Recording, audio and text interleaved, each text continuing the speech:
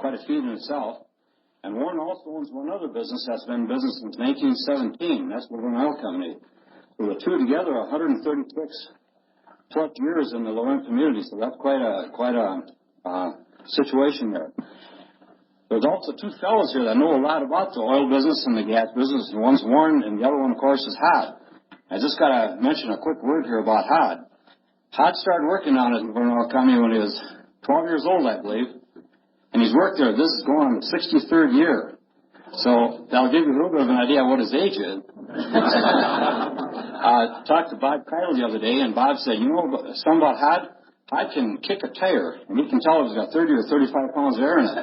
So that gives you an idea how much experience he's got. And one other quick thing about it, I think several years ago, Hod had been, the Firestone dealer was the second longest in the country. And what's the status on that now, Hod? Is the one guy still been a dealer longer than you, or are you the... To be three of us in the United States is 160 years. So that's quite a record. Now there's another fellow that's gotten ready to start in business too, and that's Warren here. When Viola, Warren's mother, used to go down and do the books and help sell some cars, of course Warren went along in his little baby basket, sat right alongside the desk, and heard about all the negotiations and all the deals and things like that. So he's had a little head start on most people here in this car business. There's a lot of good and interesting things about Warren, and I guess the guy could almost write a book on it himself, you know, on his good deeds. He's done a few things that have been a little questionable, too.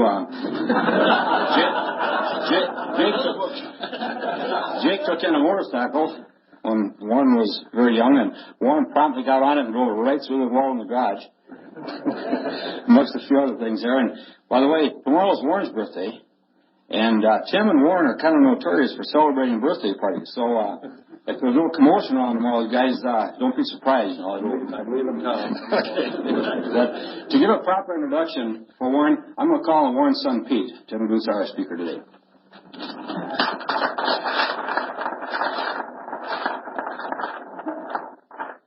Well, Indy, I think you really did a pretty good job. I don't claim to be a public speaker myself either.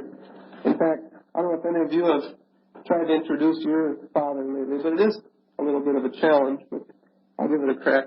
I guess one thing that I'm really happy to affirm with you gentlemen this morning is that Warren is a man who has some abilities, and he's chosen to apply his abilities here at home and in Laverne. And I think that's good in a time when, as you all know, people are willing to stay in their original community are becoming a scarcity. I know over at Worthington, where I live now, we just see a lot of people that seem to be leaving, and especially a lot of the younger people nowadays aren't staying around. So I think that it's really good that when we have businessmen that are successful and do remain in our community. My father graduated magna cum laude from the University of Minnesota, served in World War II as, I believe, a captain in the Navy. He's led a highly successful career with General Motors Corporation. He's been stationed in many different areas of the country and has really seen a lot and experienced a lot in his life. But he did choose to return to Laverne, and he's been an automobile dealer in this area and in 3 neighboring towns for the last 25 to 30 years, which is quite some time. And I was giving some thought this morning as to perhaps some number that could be put on along with the years, and I came up with probably well in excess of $100 million of cars that have been marketed by his direct efforts, and that's a lot of cars. That's a lot of automobiles going down the road. He's been in a number of years. He's going to give, I think, a pretty thorough presentation this morning of the nuts and bolts of his experience in the car business, which is very interesting and quite colorful. But I wanted to share one thing with you this morning, and that's something that maybe he won't get into too much, and that's that Warren Schoon is a man that places high value on the individual.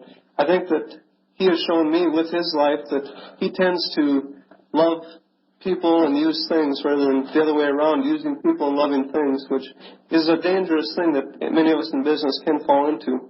He's always placed very high value on his customers as well as his employees, and I think that's very commendable.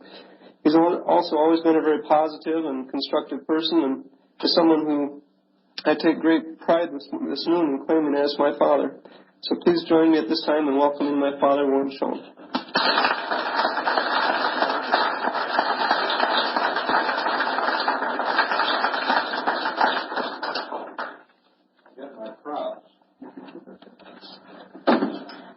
What I'll do with these things is spread them out along the front of the table here as we go along, and if you have any interest in taking a look at them after the meeting, I won't try and pass them around or anything.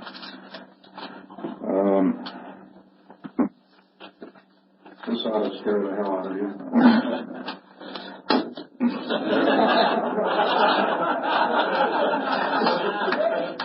And I'm not going to throw them away like some speakers do after they make that impression.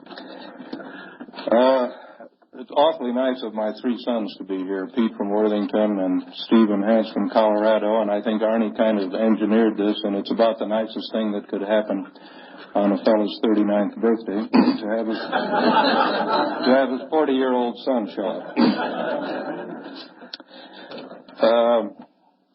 I want to thank you for the opportunity, President Gregg, and all you guests and Rotarians for asking me out to do this. There are a couple of things about Arnie Tofflin which you probably already know. One is that he never loses a game of high-low at Magnolia. And the other is that he never loses an argument. The second of those two items is the reason why I'm here right now and the reason that you're stuck with us. When Arnie makes up his mind to do something, you do it. My favorite storyteller is a Jewish friend of mine in New York. Not really a friend, but an acquaintance. A wonderful fellow named Myron Cohen. And one of his favorite stories, I don't know why this is, but every time he tells the story, it reminds me of Arnie. And it concerns this fellow Sam who was walking down the street in New York and ran into a friend of his. The friend says, "Sam, I can get you an elephant for $800. Sam says, "An elephant?" He says, "What am I going to do with an elephant?" He says, "I live on Fifth Avenue in a one-room apartment on the 25th floor. What am I going to do with the elephant?" The fellow says, "I can get you two for $12.50. He says, "Now you're talking."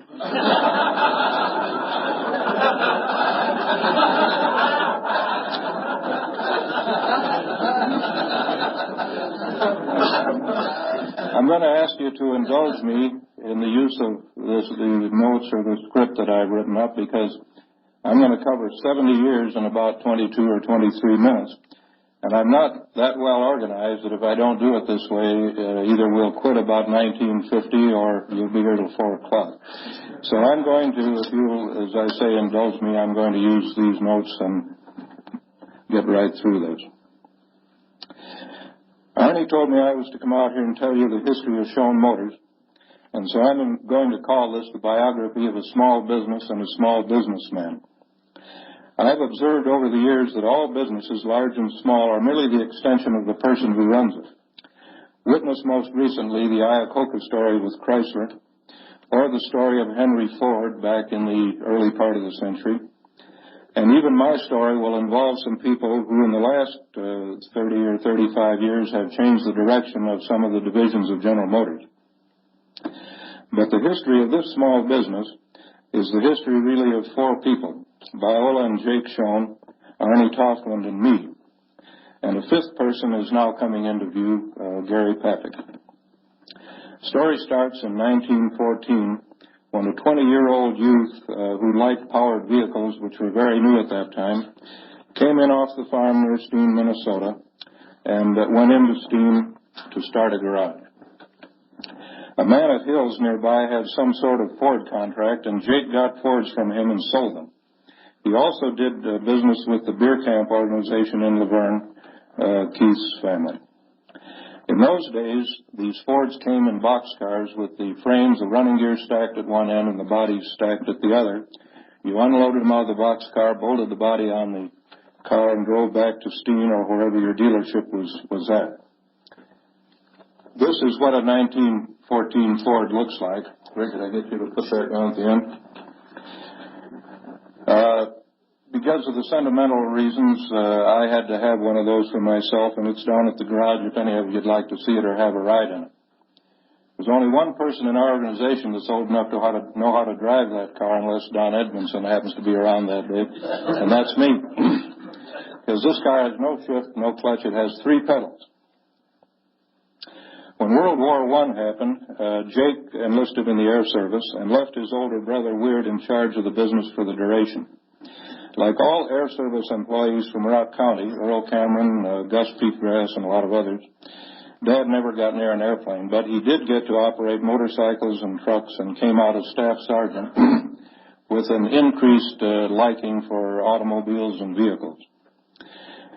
And after the war, he went back to Schoon and took over his garage again. For several years, Jake had been courting and trying to persuade to marry him a lovely young lady from Ash Creek, Minnesota, Viola Hanson, who was teaching in Schoon. Upon his return from the Army, and probably aided by his dashing uniform, he at last succeeded, which was, of course, very fortunate for me and affected my whole future. They were married in June of 1919 at the home of Ole Hansen, Viola's father, who was a successful cattleman and farmer at Ash Creek. Thus was formed a team that endured through the years, 52 years in fact, until Jake's death in 1971. Viola still survives, victim of a massive stroke in 1978. And my sister, Dr. Doris Schoon, has certainly earned her crown in heaven because she has taken care of my mother at her home in Anaheim ever since that time. Mother is happy and content and partially mentally with it, but pretty well incapacitated. For any youngsters or newcomers here who didn't have the good fortune to know these two marvelous and exceptional people, I have a couple of pictures.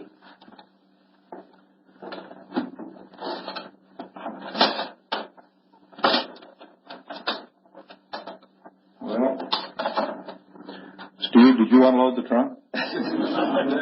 I'm sorry, but I don't have. I'm sure most of you know them at any rate. After the war and their marriage, Jake and Viola became connected with an auto distributorship owned by a Sioux Falls banker named W. Stevens.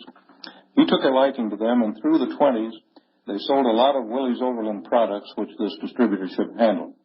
In fact, Jake from the little town of Steen won a national sales contest with Willys and took a marvelous trip to Mackinac Island with Mr. Willys, the head of the company, many executives, and other top salespeople around the country.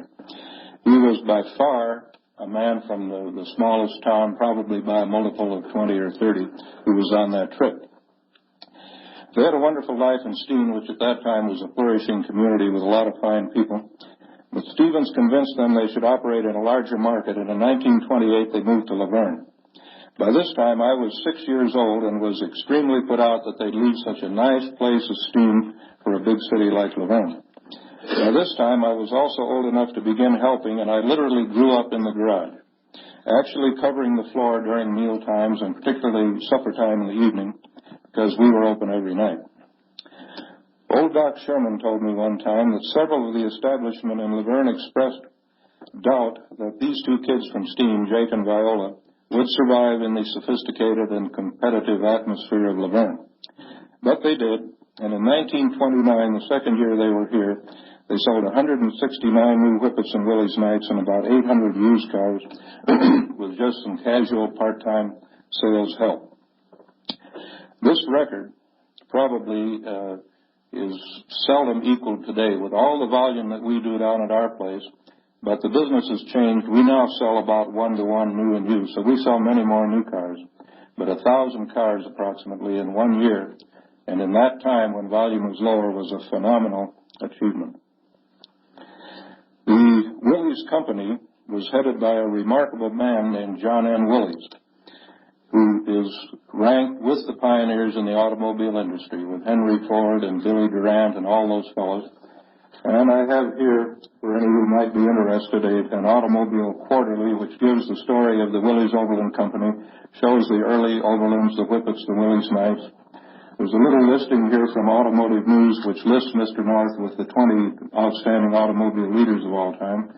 And there's a check in here that Don Edmondson gave me a couple days ago, dated in March 1918, where his father-in-law wrote Jake Schoon a check for $545 and some cents, the difference on an Overland car at that time.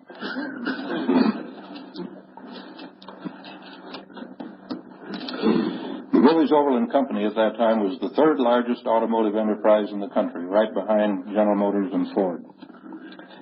In late 1929 came the economic crash, and this is the first of 3 great crises that I personally have lived through in the automobile industry. It was not the worst one. particularly in this part of the country. Things were very, very bad, and before they started to turn around in the late 1930s, many, many automobile manufacturers and dealers had either disappeared entirely or been reorganized. As you probably know, there have been well over 2,000 manufacturers worthy of being called manufacturers in the automobile industry, including, of course, one right here in Laverne. Willys Overland went broke in the Depression in about 32 or 33, and Jake and Viola were left with no new products to sell. At that time, they contacted General Motors and contacted Chrysler, kind of a forerunner of things to come, I guess, and took on both lines. They took on Buick and Pontiac with General Motors and Chrysler and Plymouth with Chrysler Corporation. There were still a few Willys cars around. This picture is a picture of me. I'm the little kid. On the dock at Duluth with my parents, we're picking up the last 3 Willys Overland cars that were ever shipped into this part of the country. We went up to Duluth, picked them up, and drove them back. So for a while we had on the floor some Willys automobiles, some Pontiacs, some Buicks, some Chryslers, some Plymouths, and we even had a couple of Rockneys, a car built by Studebaker that another outfit was trying to get Dad to sell. So we had pretty good variety. The General Motors representative who called on us at that time was a fellow named Frank Bridge, and I thought he was pretty elegant with his monogram shirts and his new Buick automobile. He liked me pretty well, and we'll hear more about him later. Writers and journalists these days refer to the 30s in our nation as terrible, desperate days, and they were pretty bad. But most of my memories, and I feel that most of my contemporaries would feel the same, that most of our memories of growing up, particularly in this area, were good memories. We had a good time, a good childhood. And our parents worked very, very hard. Things were desperate, but we didn't really realize that, and we really enjoyed ourselves. Life was good, particularly for us, my sister and I, with Jake and Viola, because they always had the knack of smelling the roses along the way, and we did a lot of things and took a lot of trips, and it was a good time, not a bad time. I think it's a shown, inherited trait, but Jake always wanted to see what was over the hill. And in 1936, he let it be known that the garage could be bought. He was contacted by a young unmarried man from Arlington, South Dakota by the name of Lloyd Rapp. And in the fall of 1936, Lloyd took over the Buick, Pontiac, Chrysler, and Plymouth business. So he can correct me if I get any of the facts wrong. Lloyd is sitting right there.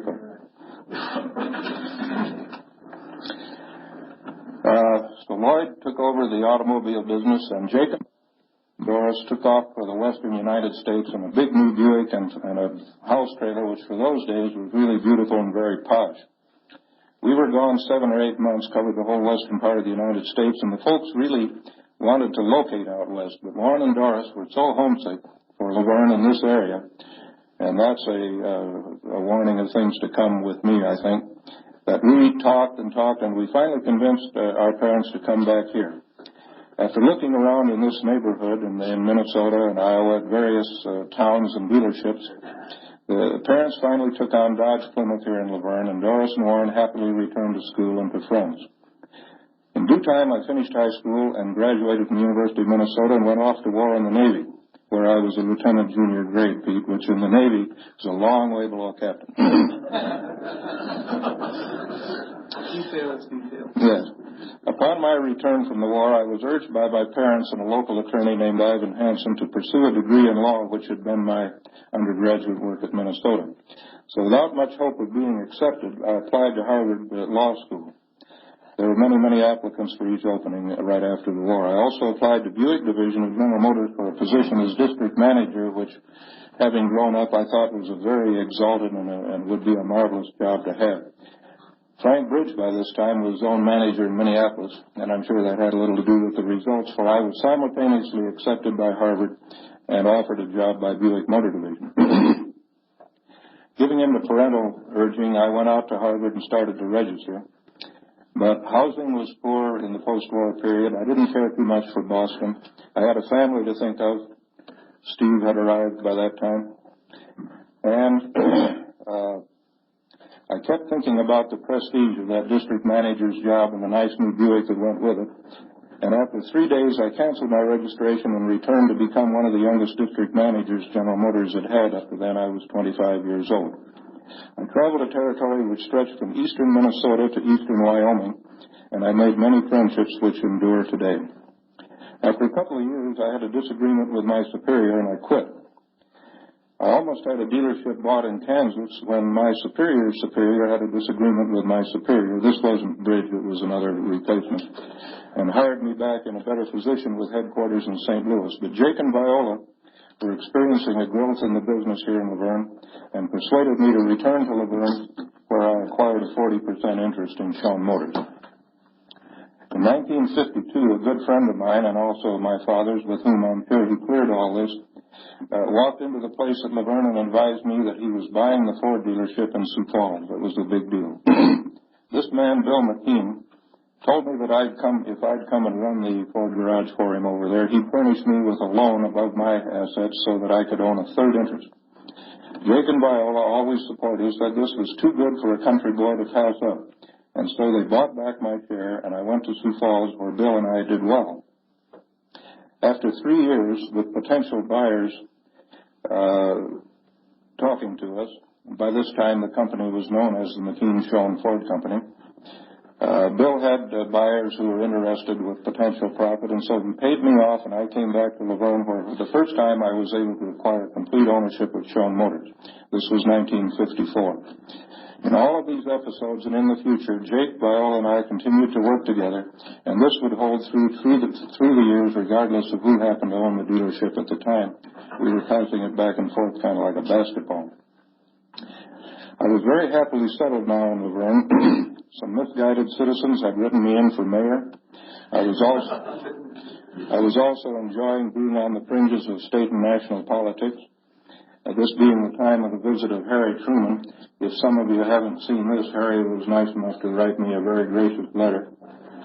And that was an interesting visit. And business was going pretty well, and I was just happy, and things were rolling along very nicely. At the national level, the Pontiac division was in quite a bit of trouble. There were even some rumors that General Motors was going to drop Pontiacs. Its products were a little obsolete. Its management was a little complacent and stodgy, and it was uncertain as to what the future was. At this point, General Motors took Frank Bridge out of Buick, where he had progressed well up the ladder, and made him general sales manager of Pontiac Motor Division. This was a very big job, although a somewhat discouraging one because of the condition Pontiac was in. Frank's job would be to rebuild Pontiac. I had a car to pick up in Detroit in 1956, the era that I'm speaking of, and Bridge learned that I was coming out to Detroit. So he called and said we must stay at his house. Now, Frank had worked in jobs all over the United States with General Motors, moved rapidly, had never owned a house before. But he had a big job now with a big income, and he got a house to match it. We went out and stayed with him, and it was in Bloomfield Hills, and it was about 5 or 6 acres with a pool, and it was really something. The first evening we were there, he said to me, we're going out to dinner tonight. The dinner turned out to be at the home of Bob Emmerich, who was Public Relations Director of Pontiac, and the fourth couple there were Mr. and Mrs. S.E. Knudsen, known as Bunky Knudsen. Knudsen is the son of a fellow known as Big Bill Knudsen, William S. Knudsen, who was president of General Motors and was picked by Franklin Roosevelt to head all the war production during World War II. A tremendous man. The young Knudsen, who was now 43 years old at that time, was generally considered to be the brightest young man in General Motors' stable of young executives. He was the new general manager of Pontiac, and as such was the vice president of the corporation and Bridge's boss. These two, along with Pete Estes, then chief engineer, were to run the company. Knudsen's appointment, along with that of Bridge and Estes, indicated that Pontiac was to be rebuilt, and indeed they did that in 4 short years. Late in the evening, Knudsen and Bridge walked me out on the patio and said they wanted me to come back with General Motors, that they were going to be working to rebuild Pontiac, that they'd start me as a zone manager, and that the future would be bright. What a development for a country boy. A high-level job being offered by 2 new men who ordinarily didn't get involved in hiring at all. They were the top in the company. and an offer to me who had twice quit General Motors. I was startled, but I was really happy back in Laverne. I had a term which was my second to finish as mayor, and what about my business? I went home undecided and talked it over with the city council, with my family. Lloyd will remember this too because he was on the council at that time, and with Viola and Jake. And of course, Viola and Jake said, too good to pass up. You'd never forgive yourself if you don't go. So once again, they bought the business back.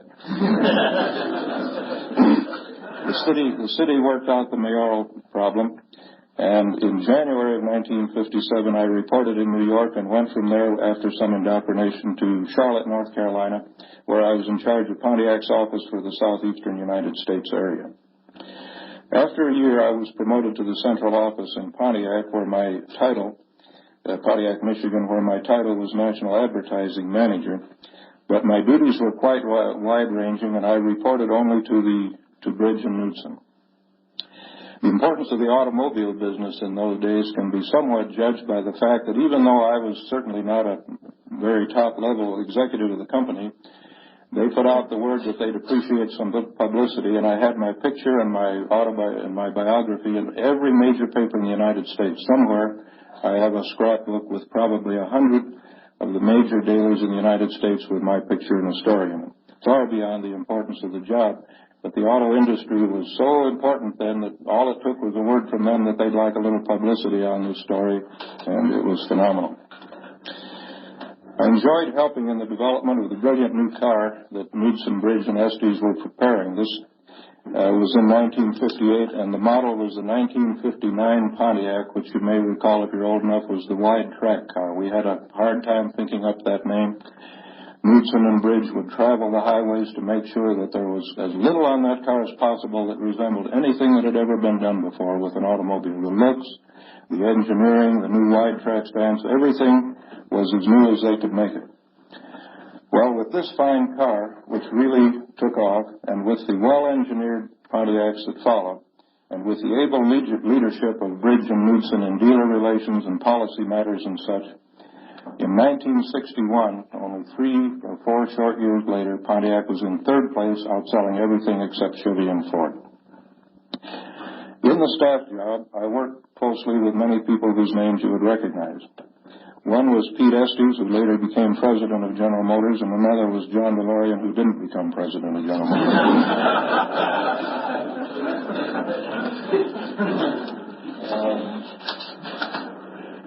This is Pete Estes, who was and is a very good friend of mine. Pete was the salt of the earth, and he was a good president of General Motors under conditions which were very, very difficult. He served as president in the third crisis that I'll speak of, but he did a good job, and he was extremely well thought of by everyone. I feel John DeLorean was a good, hard-working fellow at that time. But as he went on up the ladder in General Motors and following that, his ego and his eccentricities increased until he finally left the company, some say of his own accord. When he published his book, On a Clear Day You Can See General Motors, I lost respect for him long before his current problems. I've known scores of GM executives, and I have tremendous respect and fondness for this organization. I think the franchise system for automobile dealers is of great benefit to our nation since it nurtures a locally owned business in even small communities. Were it not for GM and their policies, I do not think small business-type dealerships such as mine would be around today. The alternative would be large, efficient factory-owned stores in major cities, with no locally owned dealerships and far fewer dealerships overall, with the resulting loss to the economies of countless communities. After I'd been in the Detroit area about a year, I was advised that I was being promoted to manager of the New York zone, which was Pontiac's largest, and one which had been a trouble spot due to the intense competition and the ethnic antagonisms in that area. These were tough dealers, and business was tough out there. My dealership experience stood me in good stead, and I managed to get along well, and we turned in a good record in the year and a half or 2 years I was there. I really enjoyed New York, and I still go back every chance I get. The nature of my work involved frequent visits of top brass from Detroit, which necessitating my hosting them at the best restaurants, seeing all the new shows, and doing lots of enjoyable things. Once you get through the crust of the tough image that New Yorkers like to project, you find a city with a warm heart. Probably, for instance, the most famous restaurant in the world is New York 21 Club.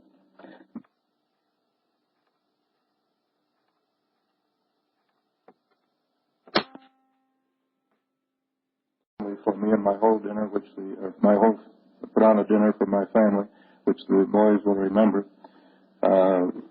It would cost, by today's standards, I suppose, $1,500, $2,000. No check. At the time I was in New York, General Motors was still putting on the Motoramas. These were fabulous affairs in which they took over the whole ballroom floor of the Waldorf Astoria Hotel, and each of the many rooms would feature a GM division exhibit showing the latest current and future technology. As the Pontiac man, I had the honor of showing celebrities through the Pontiac show, and I met many by that medium, including Jim Farley, many of the prominent entertainers of the day. But I particularly remember Herbert Hoover, who was most gracious and spent probably 20 or 30 minutes with me. We had a chassis exhibit on a kind of a spit that rotated so you could see all the mechanical features, and Mr. Hoover said, "I wish we'd had something like that when I was young out in Iowa, because we spent more time under our car trying to make it go than we did in the car, and this would have been very handy." Well, New York was nice, and the future in the corporation looked good, but I kept thinking about life here and being in business for myself, and once again getting homesick for this area, believe it or not, and I was having second thoughts. Then came the clincher. Viola and Jake said they thought I'd be nuts to do it, but that if I wanted to keep the Laverne dealership, I might have to decide soon, as they were just getting too old to run it. I wrote a long, sad letter to Mr. Bridge, and soon Mr. Knudsen found occasion to come to New York and spend a long afternoon with me at the Essex House Hotel. But I had made up my mind, and I resigned in May of 1960. This, incidentally, is Mr. Bridge. This is a picture I'm taking $5 away from Mr. Knudsen. I beat him playing bocce ball.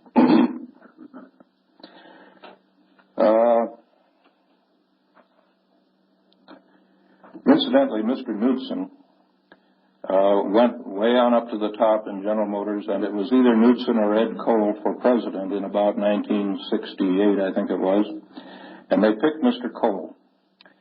Mr. Knudsen was very put out about this and actually resigned from General Motors, and if you may remember, he shortly then became president of Ford Motor Company. His tenure at Ford was very short. Henry Ford fired him. But the inside story, as I understand it, is that was in the presidential campaign of 1968, and Hubert Humphrey had promised Henry Ford a top cabinet post, and Henry wanted a strong man at the helm at Ford in case he went to Washington. Well, when Humphrey got beat, he came back to run Ford himself and fired Mr. Knudsen. This didn't worry Mr. Knudsen too much. He had a contract that paid him something like $16,000 a month for quite a number of years, and he reputedly is worth $100 million or so in his own right by inheritance and what he has made in his lifetime. Mr. Knudsen's birthday is today, and I had the pleasure of talking to him on the phone this morning and wishing him a happy birthday. I was very flattered by two things when I quit. Pontiac put out a national press release, and if you'll pardon my ego, I have a copy of it here that I keep on my wall. They said some very nice things, and they gave me some small credit for the resurgence of Pontiac. But the biggest compliment was from these tough dealers in New York, whose main delight up to that time had been driving factory people into insane asylums, and they had succeeded once or twice. They gave me a party at the Waldorf, which is this picture, with a wonderful evening of speeches by many very fine people.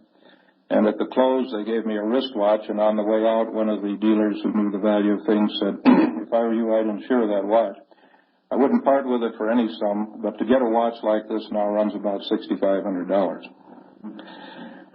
So I came back to Laverne. I repurchased the business from Viola and Jake in 1960, and about that time, a young fellow started dropping in on Saturday night. In those days, Saturday night was the big social and business night in Laverne. He'd buy an old clunker or two, take them out to his folks' farm, work them over, sell them, come back in a week or two for some more. After a number of visits, he said, "Gee, I'd kind of like to work in a place like this." Fortunately, I had a high-paying flunky job available, and Arnie started working, although the $40 a week salary put quite a strain on our budget. Arnie worked in every job in the dealership, and he did every job better than it had ever been done before. So after a few years, he wound up as the proverbial right-hand man. General Motors kept contacting me about large city dealerships which could be had, and I passed up some attractive challenges which might have made me a rich man instead of the way it is. But in 1968, Pontiac offered me the chance to buy the dealership at Rochester, Minnesota, a most attractive city, and one close enough to Laverne so that I could keep in touch. So I did purchase the dealership, and at that point, Arnie became the partner in Laverne. For the next 10 years, he ran Schoon Motors. At Rochester, while I was in Rochester, occurred the second of the three crises I wanted to mention, and that was the Arab oil embargo and the resulting gas crunch, where values of a full-size car just plummeted in 30 days. The value of a year-old Cadillac probably dropped $2,000 or maybe almost half its value at that time. I blame this largely on the television media because people were so imbued with the idea that gas was going to be scarce and high that intelligent businessmen were turning in Cadillacs and Buick Rivieras for small foreign cars and taking a terrible beating. Within 3 or 4 months, the thing passed over and everything was back to pretty well back to normal. In Rochester, after 10 years, I decided probably for the last time that there's no place like the Laverne Sioux Falls area to live, and I took an opportunity to sell out there. We left a lovely city with many good friends, and we still enjoy going back to Rochester even when there are medical reasons for going. Arnie was glad to see me come back. He had worked harder than he should have, and he was glad to have even poor help like me come back. After I had been back about 2 years, in 1980, the worst crisis our industry has ever seen came about. It was the cumulative effect of a lot of bad things, and I'm not going to get into politics, but car prices were going up every 90 days, so that business was slowing to a stop, and interest was up over 20% on our floor plan. And with an inventory of $1 million, you can multiply that out for yourself. We were losing more money each month than Jake had made in the best year he ever had. Even though these were different dollars, it was a dire emergency. At this point, I discussed with Arnie my desire to reacquire full ownership of the businesses so that I'd feel free to take whatever drastic action might be required to survive. He agreed, and we readjusted our interests so that I owned the business and Arnie could devote full time to his great love farming. When I came back here in 1960, Jake Schoon and Viola were handling Pontiac, GMC truck, and Cadillac. Buick was on a down cycle and wanted badly for me to take their franchise, allowing me to do so with absolutely no investment in signs, parts, tools, and so on. To assume Buick in a dealership our size today would probably take an investment of over $100,000. We acquired Oldsmobile through the purchase of all the assets of Walgrave Auto from Mrs. Walgrave following Eli's death. That was the start of Gary Papik's association with Schoon Motors, where he is now vice president and general manager. And in 1982, during the last crisis period I referred to, Keith and Dave Connell and I worked out a deal whereby the Chevrolet franchise was added, so that Schoon Motors is one of the relatively few companies handling all 6 GM lines. A couple of years ago, also during this aforementioned crisis, the owners of our local Chrysler outlets decided to retire, and we put together New Chrysler, Inc., a name that I'm rather proud of, handling all Chrysler lines. John Sudengay is running that very well. Laverne has been an automotive center since the very first years of the industry. And although I have been offered some attractive alternatives along the way during the years, I have always felt kind of a responsibility to keep a good automotive center in Laverne. With what I hope is pardonable pride, I can say that Laverne currently enjoys a reputation as a city with good dealers where you can buy a car with confidence that you get a good vehicle and good care after you buy it. One of the gratifying things in my life is that when I'm introduced to some new acquaintance, even fairly far from here, they often say they know of us in our firm, and they frequently say something complimentary. One short quote from a letter.